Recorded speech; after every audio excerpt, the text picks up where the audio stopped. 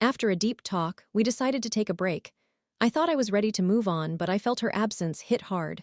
WTF. I am feeling trapped. I have been in a relationship with my girlfriend for just over a year and a half. She is my first serious partner. When we initially met, we were both struggling with our situations. She had recently ended a 3-year relationship, and I had just come out of a very close friendship that fell apart after a broken promise.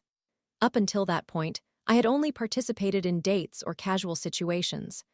I am conventionally attractive, a skilled artist, in that I can genuinely earn a good income from my work, rather than merely labeling myself as an artist. And I am currently attending nursing school. However, I face challenges with attention deficit hyperactivity disorder and autism spectrum disorder, which affects my emotional regulation, executive functioning, understanding social cues, and my capacity for romance. Before meeting her, my desire for love was growing increasingly desperate. I repeatedly heard that it wasn't me, yet I could never attract a partner. This issue gradually diminished my self-esteem, so when I met her, and she displayed interest in me and my hobbies, making me feel wanted and somewhat understood, I fell for her quickly. We shared similar tastes in television and were both intelligent and emotionally mature enough to communicate effectively, sharing comparable love languages. In the areas where we were less compatible, we managed to compromise quite well. However, we did have a significant difference. She has always envisioned having children, while I firmly did not. We discussed this early in our relationship and agreed to cross that bridge later, acknowledging it wasn't worth contemplating until we achieved stability. About a year later, I brought the topic up again, as I felt it was no longer a looming threat to our relationship. After several difficult discussions and therapy sessions, she chose to relinquish her dream of motherhood for our sake. This decision, along with my background, made me feel indebted to her. I do not desire much for myself. Due to my difficulties with nuanced understanding, I tend to adopt a mindset of, if I am willing to do anything for her, she will reciprocate. I believed that if I adored her, and I genuinely did, she would adore me back. However, she suffers from generalized anxiety, which gives her several legitimate reasons to be concerned. As she felt safe and comfortable with me, she began to share her thoughts openly. Unfortunately, many of these thoughts were negative worries, fears, and frustrations. She voices her frustrations while driving and at work. It is important to clarify that she is not a miserable person. I have never laughed with anyone the way I do with her, but due to her upbringing and anxiety, she tends to adopt a fundamentally negative and fearful perspective. For the longest time, I absorbed her feelings. I enjoyed listening to her vent, providing her with peace. Yet, situations began to arise where I felt like a source of annoyance. For example, when I asked her to pick up something from the store, she expressed frustration that I hadn't informed her before she left home. I felt uncomfortable because I thought, I would do this for her, so why wouldn't she do it for me? She had a valid reason for not wanting to go. She felt uneasy about that specific store.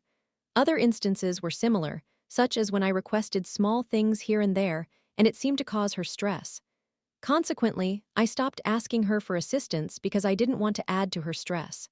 However, I noticed that even my words and actions in public seemed to trigger similar reactions. When I told her that I spoke highly of her at school, she became frustrated that I mentioned her involvement in a sorority, stating that it was enough for others to identify her and that I could appear somewhat disheveled at times. Again, her reaction was understandable. However, matters just kept piling up. It all culminated when I asked her to avoid cursing at me. Don't ever ask me to go on medication again, in reference to a conversation in which I inquired if she had considered trying anti-anxiety medication. I struggled with an overwhelming sense of responsibility for her anxiety. In response, she said she felt as if she couldn't have a bad day or express frustration around me. She became distant and left. The following morning, something shifted. As I reflected on our relationship, I felt like I was merely being tolerated. While I recognized my codependency and how I often set my own desires aside for hers, when I genuinely considered my wants and needs, I realized they were not being fulfilled. The few times I expressed them, they were received negatively. I saw how I had adored this woman, wanting her to feel like the most remarkable person in the world, and yet she did not seem to feel that way about me. I understand all my imperfections. I know I can be awkward, annoying at times, and often neglect my appearance. I realize that I am not inherently considerate, such as whistling in a burger joint without considering how it might affect others. I am fully aware of how harsh and unfair the world can be, and how hopeless it may seem. Each moment of my day serves as a reminder of these truths. I am utterly exhausted from striving to improve and feeling that it never quite measures up. When I make light of grave topics and adopt a carefree attitude, it is to avoid confronting all the emotions simmering beneath the surface. Even contemplating these feelings feels like drowning.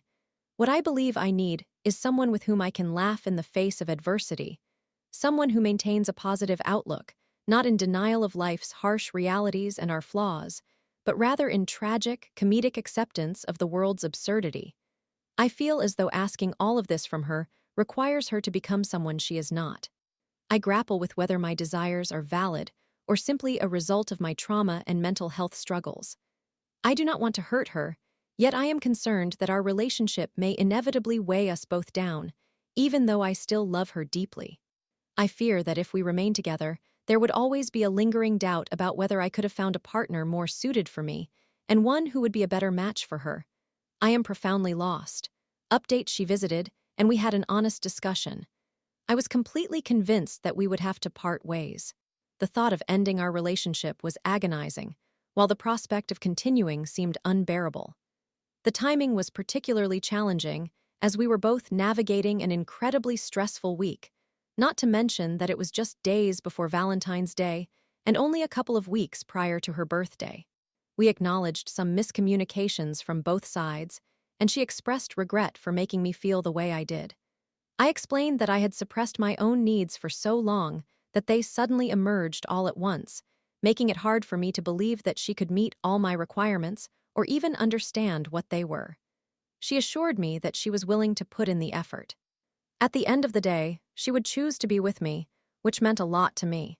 We had previously discussed hypothetical scenarios of the world ending, and her response had usually suggested she would rather check out, which subtly reinforced my feeling of lacking a partner and teammate who could support me when I needed it.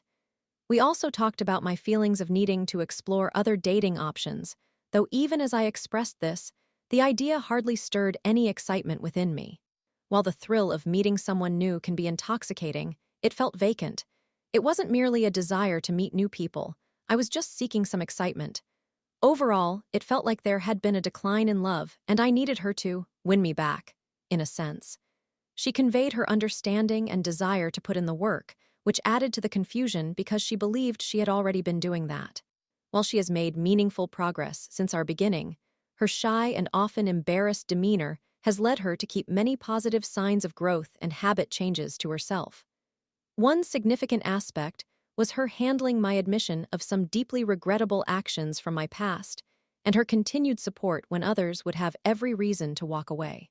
She felt that sharing her positive behavior was akin to seeking validation, when what I wanted most was to acknowledge her progress.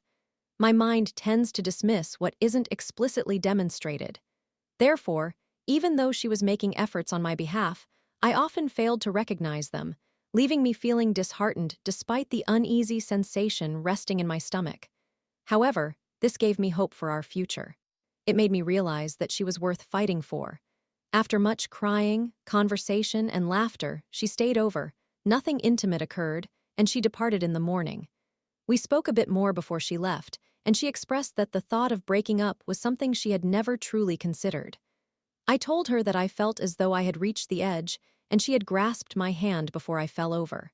Upon reflection, I think I would like to take a step back. This decision is not only for her but also for myself. As I articulated what I sought in a partner, a fair amount of it could be deemed unhealthy, wanting someone carefree, childlike, mischievous, and constantly optimistic, with their own anxious attachment style and poor boundaries included. My life has been chaotic, impulsive, and largely beyond my control. When I contemplate the type of partner I desire, they seem to reflect similar issues and inadequate coping methods as I possess, which would not lead to a healthy long-term relationship. I am open to the prospect of separation, but I believe I can assert confidently that this pit in my stomach is not merely made up of doubt, guilt, or resentment. I think part of it stems from the fear of standing on solid ground after a lifetime of freefall. We have chosen to take a break to allow for some reflection, and we will begin couples counseling. I appreciate the input from others and will continue to keep this updated.